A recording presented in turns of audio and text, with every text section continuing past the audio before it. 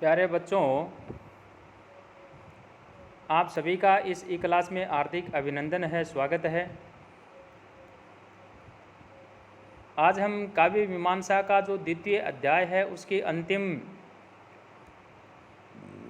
Class कहें या ई class कहें, उसका हम अध्ययन कर रहे हैं।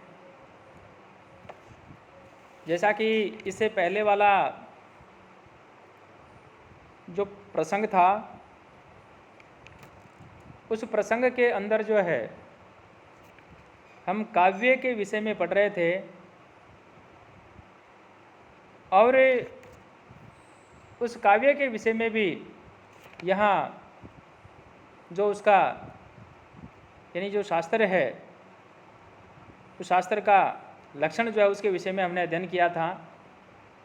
और लास्ट में इस प्रकार से कहा था कि जैसे नदियाँ जो हैं वो प्रारंभ यानी उनका जो उद्गम स्थल होता है वहाँ पर उनका जो क्षेत्रफल जो होता है, स्वरूप जो होता है बहुत कम होता है, लेकिन आगे चल कर के उनका स्वरूप जो होता है व्यापक हो जाता है, यानी उनका क्षेत्रफल बढ़ जाता है।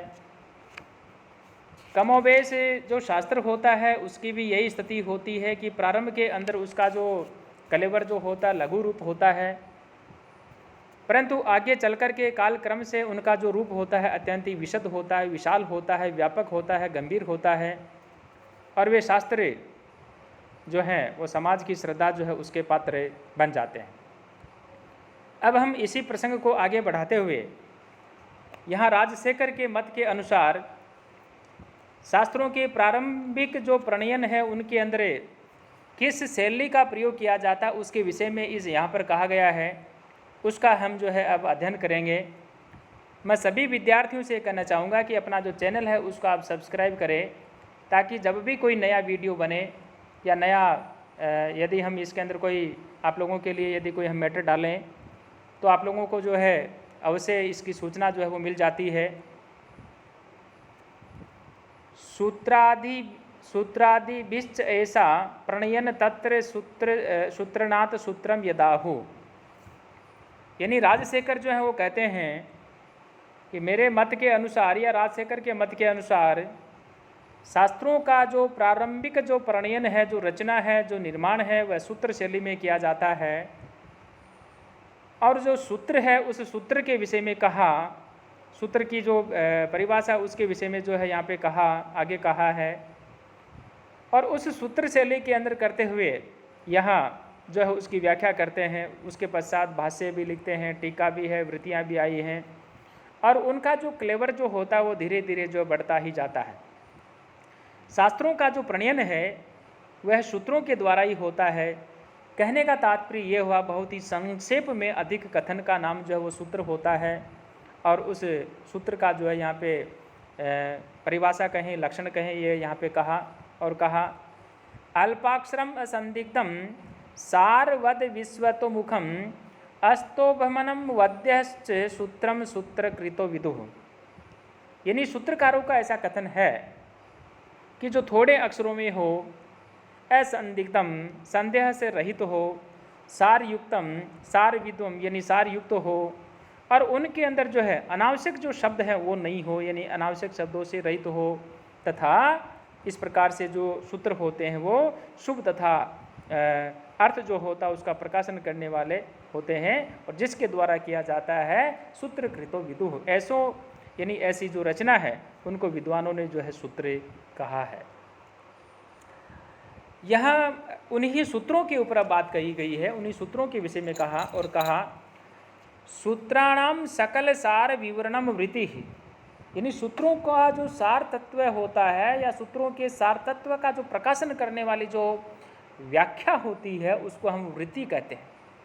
सूत्र वृत्ति विवेचनम पद्धति ही, और सूत्र पर की गई जो वृत्ति है, सूत्र पर की गई जो वृत्ति, उस पर किया गया जो विवेचन है उसको हम पद्धति कहते हैं।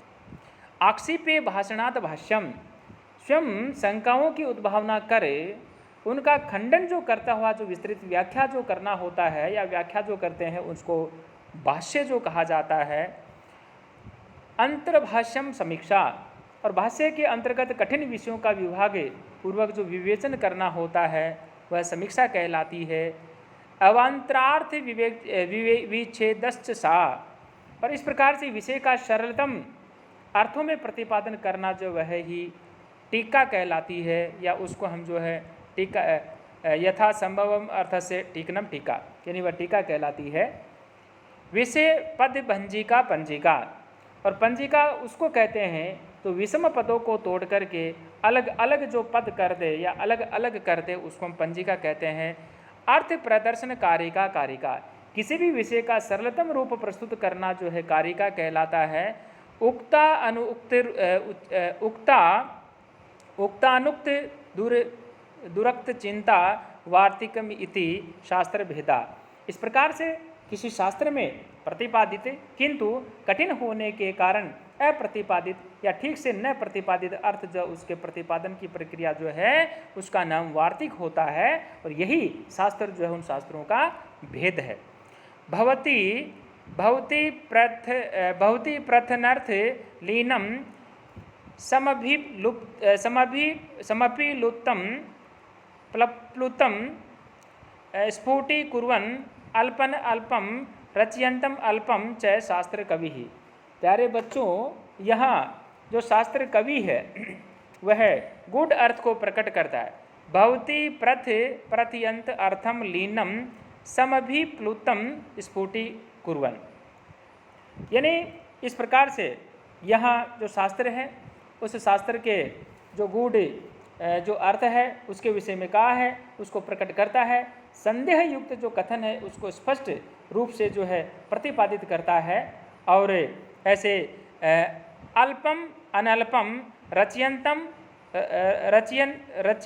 रचयन अनअल्पम च शास्त्र कवि ही। संक्षिप्त भावों को विस्तार के साथ साथ में विस्तृत भावों को संक्षेप में साथ में जो प्रकट करता है, इस प्रकार से यहाँ जो कवि है उनके विषय में बात जो है, यानी शास्त्र जो उन शास्त्रों के विषय में ये कही अर्थार्थ। अब आगे यहाँ पे आया कि शास्त्रिक देशस्य प्रक्रिया प्रकरणम, यानी शास्त्र किसे कहते हैं? शास्त्र के किसी नियत भाग की जो प्रक्रिया होती है उसको प्रकरण कहा जाता है। अध्यायात अयस्तवाद अंतर्विच्छेदाः कृतिभिः स्वतंत्रतया प्रणीता इति परिसंख्यायाः अनाख्यायाश्च। और अध्याय आदि इसके जो है अवान्तर जो है वो भेद कहे जाते हैं, अवान्तर भेद होते हैं। इस प्रकार से रचनाकारों के द्वारा इनकी रचना में पूर्ण स्वतंत्रता का अवलंबन किया गया है। अतः इन अध्याय आदियों की संख्या का तथा संपूर्ण विषय का वर्णन करना जो यहाँ थोड़ा सा संभव नहीं हो पाता है। और यहाँ पे कहा कि शब्दार्थियोर यथा वत्स है भावेन विद्या साहित्य विद्या उपविद्यास्तु चतुष्षष्टि ही ताश्च कला इति विदग्धवाद है स आजीव है काव्य से तम औपनिषदिके वक्ष्यामः। यानी वह जो विद्या है वह विद्या जिसमें शब्द और अर्थ जो है उनका उचित संप्रयोग जो किया जाए उसे या उस विद्या को जो है साहित्य विद्या कहते हैं। उपविद्यास्तु चतुष्षष्टि ही, उपविद्याएं संख्या के अंदर जो 64 होती हैं, उपविद्याओं की संख्या 64 है। और ताश्च कला इति विदग्धवाद है। इस प्रकार से विदग्ध जन जो विद्वान हैं उन्हें कला भी जो कहते हैं। और ये जो कलाएं हैं वो ही स आजीवः काव्य से, यानी ये कलाएं जो हैं ये कलाएं ही काव्य के जो है प्राण हैं। और इनका वर्णन जो है औपनिषदिक प्रकरण जो है उसके अंदर जो तम औपनिषद के वक्ष्यामः, यानी इनको जो है मैं औपनिषदिक जो प्रकरण होगा उसके अंदर मैं कहूँगा या वहाँ पे कहा जाएगा। तो इस प्रकार से इति अनंतो अभियुक्त युक्तानाम अत्र संभ्रम विस्तर है त्यक्तो निपुण धी गम्यो ग्रंथ गौरव कारणात् है।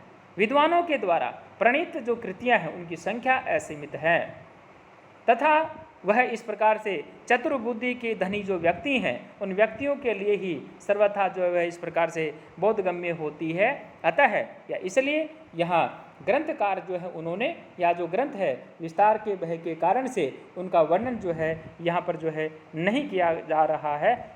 ग्रंथ गौरव कारणात्, यानी ग्रंथ विस्तार के भय के कारण से जो है उनका वर्णन जो है यहाँ नहीं किया गया है। सभी बच्चों का बहुत बहुत आभार, धन्यवाद।